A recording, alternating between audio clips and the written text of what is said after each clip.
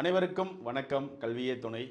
எல்லாரும் group 4 notification வந்ததுக்கப்புறம் நல்லா படிச்சுட்டு இருப்பீங்கன்னு நம்புகிறேன். ஸோ நிறைய பேர் இன்னும் இருக்கக்கூடிய நாட்களில் எப்படி அந்த டேஸை நம்ம கம்ப்ளீட் பண்ணலாம், எப்படி ஸ்டார்ட் பண்ணலாம், இது வரைக்கும் படிக்காமல் இருந்து இப்போ எப்படி ஸ்டார்ட் பண்ணலாம், இது வரைக்கும் படித்தவங்க எப்படி ரிவிஷன் பண்ணலாம் அப்படிங்கிற மாதிரி நிறைய சந்தேகத்தில் இருப்பீங்க, குழப்பத்தில் இருப்பீங்க.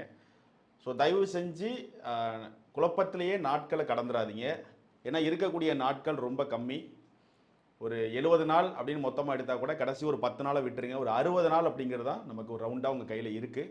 மே ஜூன் அப்படிங்கிற 2 மாதம் கம்ப்ளீட்டாக இருக்குது.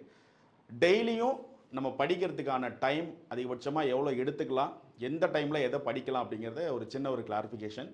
நீங்கள் இது வரைக்கும் ஃபஸ்ட்டு எவ்வளோ படிச்சிருக்கீங்க அப்படிங்கிறத ஒரு வெரிஃபை பண்ணுங்கள். உங்களை இது வரைக்கும் ஜிஎஸ்ல எத்தனை யூனிட் நீங்கள் படிச்சிருக்கீங்க, இல்லை இப்போ தான் ஸ்டார்ட் பண்ணுறீங்களா? ஃபஸ்ட்டு நீங்கள் உங்களை அனலைஸ் பண்ணுங்கள். ஃபஸ்ட்டு உங்களை செல்ஃபாக நீங்கள் அனலைஸ் பண்ணுங்கள். நீங்கள் எவ்வளோ படிச்சிருக்கீங்க இது வரைக்கும்? நம்ம இவ்வளோ நாள் ஃபுல்லாக முடிச்சிட்டோம், இல்லை ரிவிஷன் பண்ணுறோம், இல்லை இப்போ ஸ்டார்ட் பண்ணுறோம். நீங்கள் எந்த ஸ்டேஜில் இருக்கீங்க அப்படிங்கிறது உங்களுக்கு ஃபஸ்ட்டு தெரியணும். ஸோ இதோடைய ஃபஸ்ட்டு ஸ்டெப்பே உங்களோட ஸ்டேஜ் தான். நீங்கள் எந்த ஸ்டேஜில் இருக்கீங்க? நீங்கள் புதுசாக இப்போ தான் நான் ஆரம்பிச்சிருக்கேன், இல்லை ஆல்ரெடி முடிச்சுட்டேன், நான் ரிவிஷன் பண்ணுறேன், நான் இல்லை மிடில் இருக்கேன் அப்படின்னு ஏதோ ஒரு ஸ்டேஜில் இருப்பீங்க. நீங்கள் எந்த ஸ்டேஜில் இருக்கீங்க? ஏன்னா இந்த ஸ்டடி பிளான் அப்படிங்கிறது எல்லாருக்குமே ஸ்டடி பிளான் அப்படிங்கிறது காமனாக கொடுக்கவே முடியாது.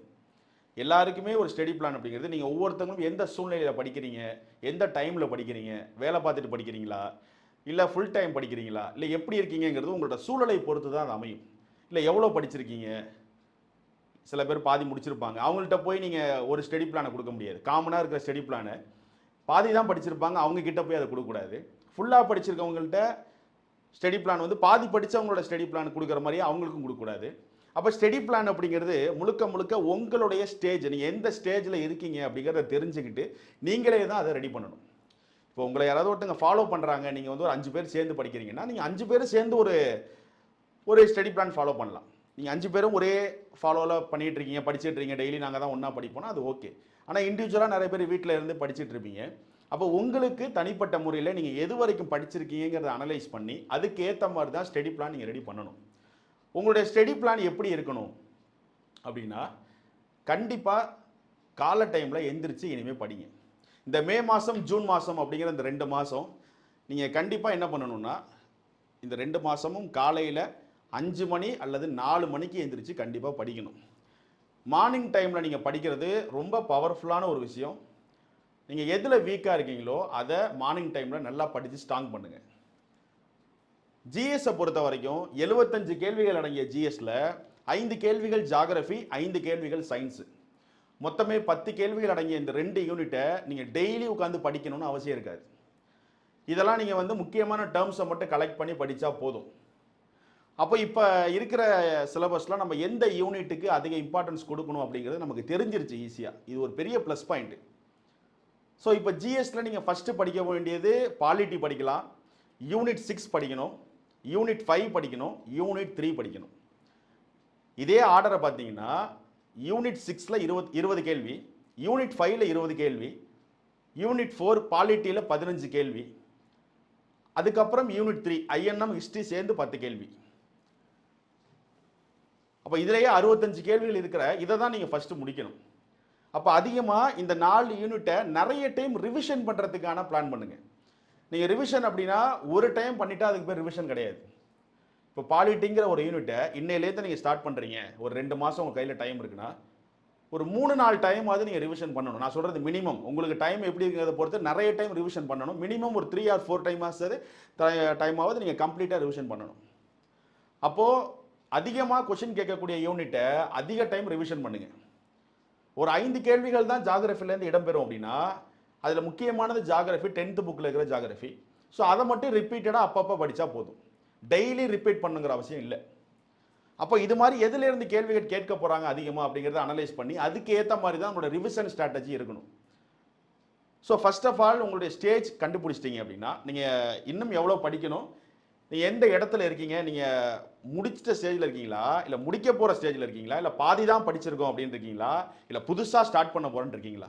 ஏன்னா இந்த ஒரு ஸ்டேஜில் இருக்கிறவங்களுக்குமே ஒரு ஸ்டடி பிளான் தான் செட் ஆகும். எல்லாருக்குமே காமனாக செட் ஆகக்கூடிய ஸ்டடி பிளான் ஒன்று இருக்கவே இருக்காது. அந்த ஸ்டடி பிளானை எல்லாரும் கண்டிப்பாக ஃபாலோ பண்ணவே மாட்டாங்க. காரணம் இப்போ வந்து பாலிட்டியை வந்து 2 நாளில் படிக்கணும் அப்படின்னு ஒரு ஸ்டடி பிளான் இருக்குன்னா எல்லாரும் 2 நாளில் படித்து முடிக்க மாட்டாங்க. ஏன்னா புதுசாக படிக்கிறவங்களுக்கு அதை படிக்கிறதுக்கு 1 வாரம் தேவைப்படும். ஃபுல்லாக படித்து முடித்தவங்களுக்கு அதை படிக்க 1 நாளே தேவைப்படும். ஒரு பாதி படித்தவங்களுக்கு அதை படிக்க 4 நாள் தேவைப்படும். இப்படி நீங்கள் என்ன ஸ்டேஜில் இருக்கீங்கிறத பொறுத்து அந்த ஸ்டடி பிளான் டிஃபர் ஆகிடும், மாறிட்டே இருக்கும், டிஃப்ரெண்ட் ஆகிட்டே இருக்கும். அப்போ ஸ்டடி பிளானை உங்களுக்கு ஏற்ற மாதிரி நீங்கள் என்ன இடத்துல இருக்கீங்கன்னு பார்த்து அதுக்கு ஏற்ற மாதிரி ரெடி பண்ணி தான் படிக்கணும். சரி, ஆனால் உங்கள் ஸ்டடி பிளானில் கம்பல்சரி என்ன இருக்கணும் அப்படின்னா காலை டைமில் 5 மணிக்கு எந்திரிச்சு படிக்கணும். ஒரு நாளைக்கு 3 பிரிவாக பிரிங்க. காலையில் 5 to ஒரு 8 or 9 அது மாதிரி ஒன்று பிரிச்சிருங்க. அதுக்கப்புறம் பிரேக்ஃபாஸ்ட் சாப்பிட்டதுக்கு அப்புறம் வேலைக்கு போகிறவங்க அதுக்கப்புறம் ஈவினிங் படிங்க. ஃபுல் டைம் படிக்கிறவங்க காலைல 5 to 8 படிக்கிறீங்கன்னா அதுக்கப்புறம் பிரேக்ஃபாஸ்ட் சாப்பிட்டுட்டு அப்போ 3 டைமாக பிரித்து காலை டைம் 5 to 8 படிக்கிறீங்க. அதுக்கப்புறம் 10 to 12:30 அது வரைக்கும் படிக்கிறீங்க. அதுக்கப்புறம் லஞ்சு சாப்பிட்டுட்டு கொஞ்ச நேரம் ரெஸ்ட் எடுத்துகிட்டு மேக்ஸ் பாருங்கள். அதுக்கப்புறம் ஈவினிங் நீங்கள் படித்தது என்னவோ அது எல்லாத்தையும் ஈவினிங் ஒரு 6 மணிக்கு அப்புறம் ஃபுல்லாக ரிவிஷன் பண்ணுங்கள். ஸோ ஈவினிங் போய் உட்காந்து ஈவினிங் டைமில் புதுசாக படிக்காதீங்க. காலையிலேருந்து படித்ததை ஃபுல்லாக ரிவிஷன் பண்ணுறதுக்கான டைமாக யூஸ் பண்ணுங்கள். ஏன்னா ரிவிஷன் அப்படிங்கிறத நிறைய பேர் சேர்த்து வச்சிடுறாங்க. 2-3 நாள் கழிச்சு பண்ணலாம், 1 வாரம் கழிச்சு பண்ணலாம் அப்படின்னு. அப்படி இல்லை, டெய்லியுமே பண்ண அது ரொம்ப யூஸ்ஃபுல்லாக உங்களுக்கு இருக்கும்.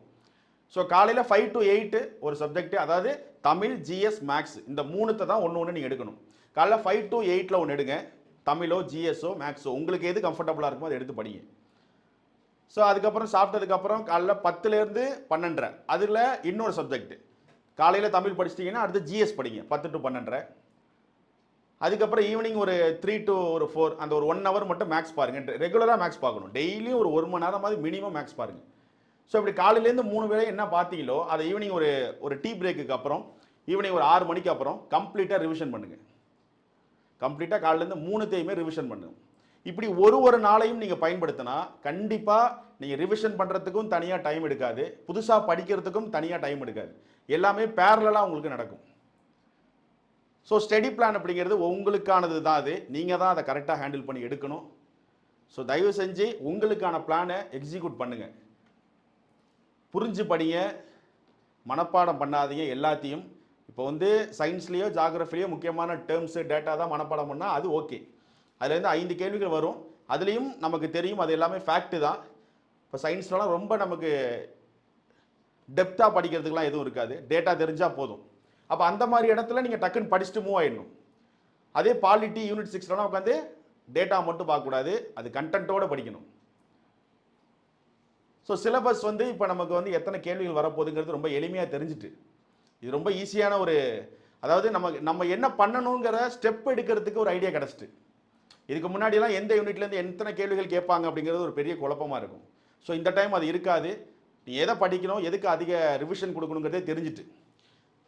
ஸோ மேக்ஸ் பொறுத்த வரைக்கும் school book, previous year question இந்த 2 மட்டும் ரிப்பீட்டடாக டெய்லியும் ஒரு 2 hours கண்டிப்பாக ஸ்பெண்ட் பண்ணி போட்டு பாருங்கள். தமிழை பொறுத்த வரைக்கும் ஒரு யூனிட்டாக படிங்க. தமிழையுமே வந்து நீங்கள் ஈஸியாக படித்து முடிச்சிடற அளவுக்கு தான் உங்களுக்கு கொடுத்துருக்காங்க. பழைய புக்கெல்லாம் கொஞ்சம் ரெஃபர் பண்ணி படிங்க.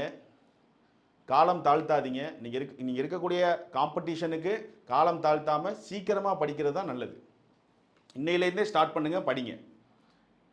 நேரம் இத்தனை நாள் வரைக்கும் நீங்கள் எப்படி வேணாலும் இருந்திருக்கலாம், ஆனால் இன்னையிலேருந்து உங்களோட கவுண்ட் டவுன் ஸ்டார்ட் ஆகிருக்கு. ஸோ தயவு செஞ்சு படிங்க. நம்மளதில் ஸ்கூல் புக்கை நான் எடுத்து எல்லாமே வீடியோ கொடுத்துருக்கேன். 6வதுலேருந்து 10வது வரைக்கும் இருக்கிறதுல எக்கனாமிக்ஸ் எடுத்திருக்கோம், ஹிஸ்ட்ரி எடுத்தாச்சு, பாலிட்டி எடுத்தாச்சு, 10th புக்கு ஜாகிரஃபி கம்ப்ளீட்டாக எடுத்திருக்கோம். இப்படி ஸ்கூல் புக் பேஸ் பண்ண சில முக்கியமானது எல்லாமே நம்ம ஆல்ரெடி அப்லோட் பண்ணி வச்சுருக்கோம். ஸோ இது நீங்கள் அந்த ரொம்ப லென்த்தாக இருக்கிறத கொஞ்சம் ஸ்பீடாக வச்சு பார்த்தீங்கன்னா ஒரு நாள்லேயே ஒரு புக்கே முடிச்சிடலாம்.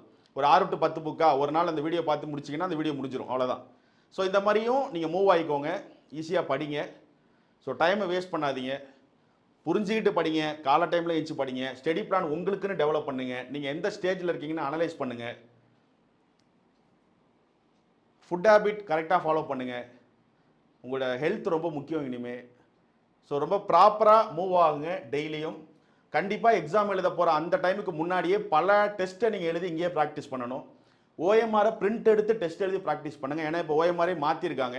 அந்த ஓஎம்ஆரை பிரிண்ட் எடுத்து எழுதி பார்த்து அதுக்கப்புறம் டெஸ்ட்டை ப்ராக்டிஸ் பண்ணிகிட்டே வாங்க.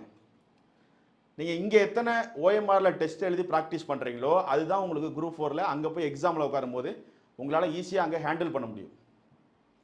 ஸோ அதனால் தயவு செஞ்சு ஓஎம்ஆர் ப்ராக்டிஸ் பண்ணி டெஸ்ட்டு ப்ராக்டிஸ் பண்ணி படிங்க. வாரத்தில் ஒரு நாள் அப்படிங்கிறது நீங்கள் கம்ப்ளீட்டாக ஃப்ரீயாக இருக்கிற மாதிரி ஒரு நாள் வச்சுக்கோங்க. ஏன்னா 24/7 வந்து நீங்கள் ஃபுல்லாகவே படித்தாலும் அது வந்து கரெக்டாக இருக்காது. கொஞ்சம் கொஞ்சம் பிரேக் எடுத்துக்கோங்க, ஃப்ரீயாக ரிலாக்ஸாக எடுத்து படிங்க. ஆனால் ஒரு நாளைக்கு 3 சப்ஜெக்டையுமே தொடுங்க. தமிழ், ஜிஎஸ், மேக்ஸ் இது 3த்தையுமே ஒரு நாளில் டச் பண்ணணும். கண்டிப்பாக மார்னிங் ஸ்டடி கம்பல்சரி படிங்க. நைட்டு ரொம்ப லேட்டாக தூங்கிட்டு ஆனால் மார்னிங் எந்திரிக்காதீங்க. நைட்டு ஒரு 9 மணி ஒரு 9:30 10 மணிக்குள்ளே தூங்கிட்டு காலையில் 5 மணிக்கு எந்திரிங்க. ஸோ ரிலாக்ஸாக எந்த அளவுக்கு நீங்கள் உங்களை மெயின்டைன் பண்ணி படிக்கிறீங்களோ அந்த அளவுக்கு தான் உங்களுக்கு அது சப்போர்ட் பண்ணும். நீங்கள் படிக்கிறதுலாம் உங்களுக்கு ஸ்டோர் ஆகும். சரிங்களா? ஸோ ஒரு ப்ராப்பரான ஒரு பிளானை உங்களுக்கான பிளானரை இன்றைக்கே ஸ்டார்ட் பண்ணுங்கள். ஸோ டெய்லியும் அதுக்கான டைம் கொடுங்க, நல்லா படிங்க. இந்த வாய்ப்பை விட்டுறாதீங்க. இந்த 2 மாதம் உங்களுக்கானது. இதை முழுசாக பயன்படுத்துங்க. கண்டிப்பாக உங்களுக்கான டைம் வரும். சரிங்களா? ஸோ நல்லா படிங்க. அடுத்து சீக்கிரமாக நம்ம அடுத்தடுத்த வீடியோவில் சந்திக்கலாம். அடுத்த ஸ்கூல் புக்கை பேஸ் பண்ணி இன்னும் நான் வீடியோ கொடுக்குறேன். தென்னிந்திய வரலாறு பாகம் 2 விரைவில் வரும். ஸோ இப்படி தொடர்ச்சியாக இனிமேல் நம்ம வீடியோ இருக்கும். ஸோ எல்லோரும் படிங்க. அடுத்த வீடியோவில் சந்திப்போம். நன்றி.